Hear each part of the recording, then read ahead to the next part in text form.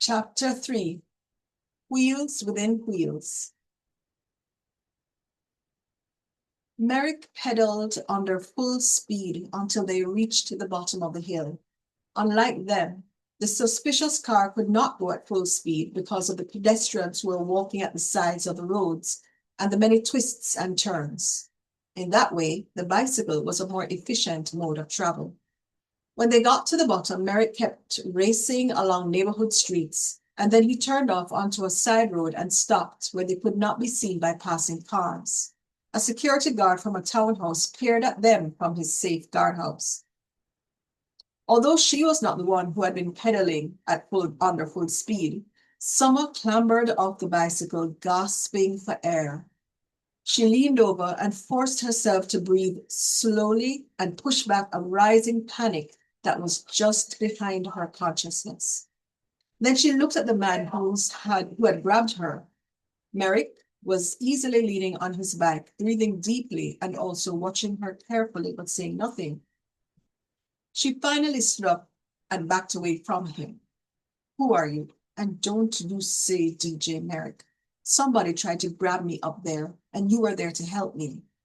Still keeping his sweater hood up, he said, I'm your bodyguard, sent by your parents. They were afraid that someone would try to harm you, and their instincts are correct. I knew it. I just knew that I was being watched day and night. Is there anybody else? They are watching you, and I am watching you. Let me see your face, she demanded. The slim, veined hand went up and pushed back the hoodie. Finally, she saw his face in full. It was like his hand, thin to the point of gaunt, a youthful face with hooded eyes. She assumed he was, at the most, in his early 30s. He had put himself together to look as inconspicuous as possible. Low hair, no tattoos or flashy jewelry, eyes that were hooded, but when he looked directly at her, she found them piercing. Not a good look? He asked, and a smile now played across his face. His slight humor surprised her and relaxed her a bit, but she did not answer him. Call my father so he can come and pick me up.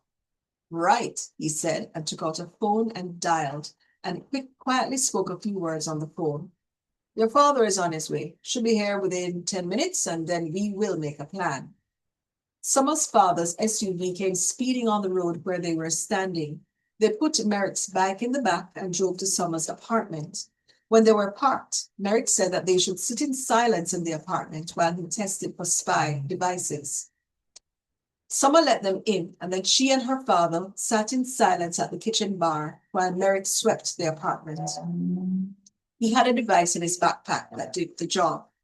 After half an hour, Merrick placed 3 tiny cameras on the table and declared that the apartment was now clean. One camera had been in her bedroom, another above the balcony door pointed at the front door, and a third one was above the front door facing the balcony. It gave very precise movement within the apartment. It was stunning, but Summer was charging her father with subterfuge. So, Daddy, you had a spy follow me without telling me. Her father said, You were focused on trials. We did not want to distract you. I'm glad that we did it because the cartel clearly wants to stop you from going to court. So it is now Plan B, right, Merrick? He turned his attention to Merrick, who was guardedly looking out of the window onto the parking lot. Merrick nodded. Summer, realizing that no one was paying her any mind, poured herself some coffee. The coffee maker had been timed to finish perking the coffee when she would have returned from her walk. Merrick faced them and spoke slowly with a slight grimace to his face. Someone wondered if he was perpetually upset. We can get her to a private villa for a few days, in a secure hotel for another few days, and maybe an Airbnb. We keep moving around. I would check in with her and be close at all times. But how does she get around? They know her car, said her father. Well, we'll leave here in your car, and then you let me off in Halfway Tree and continue to Alhambra Inn Hotel and pay for a booking for 2 nights. He turned to Summer. At precisely 3 hours from now, walk to the back of the hotel and get into a vehicle with a license plate that I will send to you. I will be in the car and we will leave town. He handed a phone to her. This is a dumb phone. It has limited functionality. No internet, no GPS. This is how we will stay in touch. I will call you to say when you leave the hotel by the back. Summer quickly showered and dressed in a pair of blue jeans and a short-sleeved cotton shirt with a button front. She packed everything that she hoped would last for 2 weeks of living in a resort, which included her medications. She saw that she would run out in 2 days. They got into Summer's father's vehicle with a bicycle at the back and left for Halfway Tree.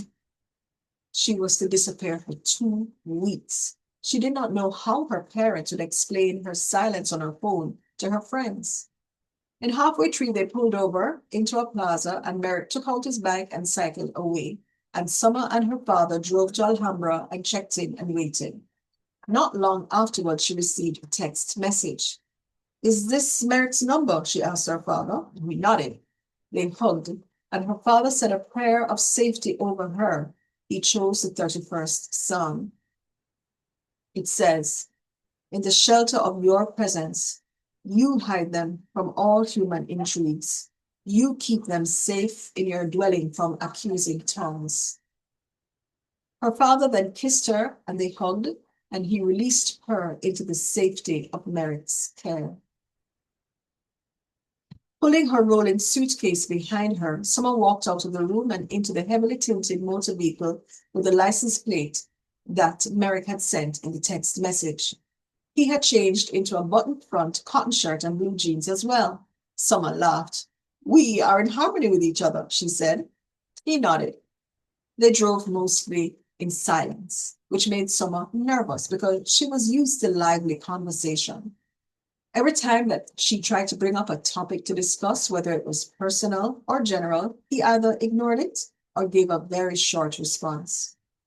It was an overcast afternoon, but that did not reduce the beauty of the journey.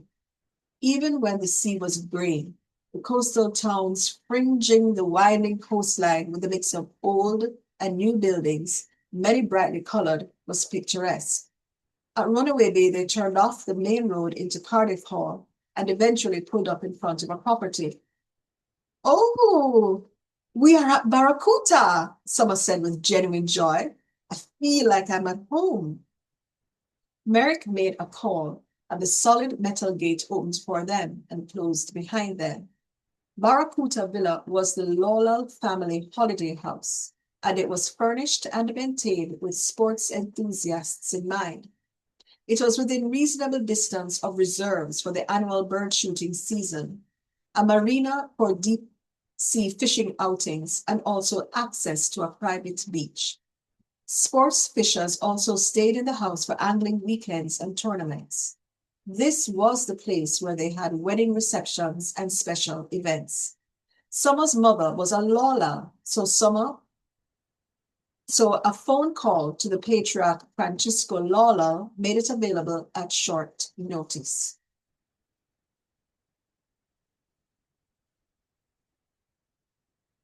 When they got to the front door, the staff member had arranged their rooms and gave them the opportunity to choose from any of the 5 suites. Summer took one upstairs because she just felt it would be safer.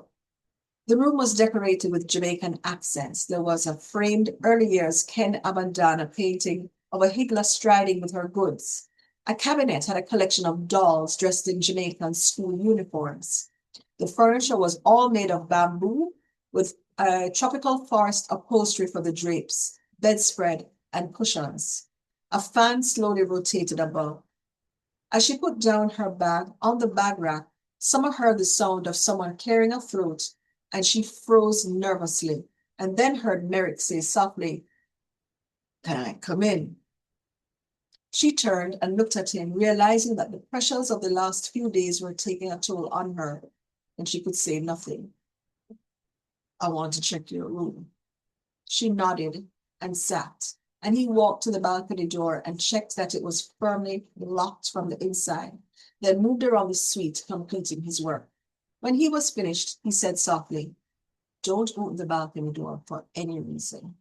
She nodded. So what next?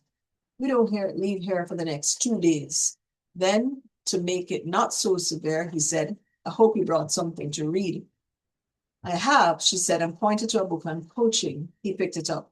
Are you giving up competing? Yes, it's time. 1/10 of a second separated you from third place. Why wouldn't you want to continue if you love the sport? Summer considered if she should tell him, and then decided not, as he had not revealed anything about himself. I'm just keeping my options open. I have to fill my medication tomorrow. Can you pick it up for me? No. The cartel know everything about you and may have already set up agents to keep track of when you'll be filling your prescription, but we will have a plan. See you at dinner. We will have a plan, Summer mouthed to herself. I'm just to be pulled and pushed when it is convenient to him. Then the thoughts about what she was facing filled her with dread, and her mind went back to how it had happened. She had been on a social media platform where the sport of swimming was discussed, and in a discussion she typed the words freestyle baseline in reference to her minimum standards for her own progress. It turns out that the cartel had been mingling on the platform and had created a subroom, and persons gained entry from passwords that were changed frequently. Freestyle baseline was the password that day. Summer found herself invited into a chat room, and she entered without masking her identity and was accepted. At first, she started with pleasantries and made a comment on types of training, then realized that the conversation was about something completely different. She forced herself to leave the memory and lay down on the bed and went to sleep.